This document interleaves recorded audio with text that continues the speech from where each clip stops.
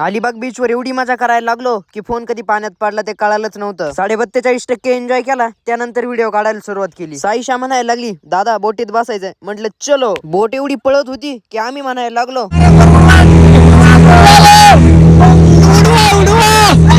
बोट तर काय उडली नाही, पण महाराजांचा झेंडा एकदम क्वालिटी फडकत होता. बाबा बाबा जेटस्की विटस्की कस काय पळविते हा.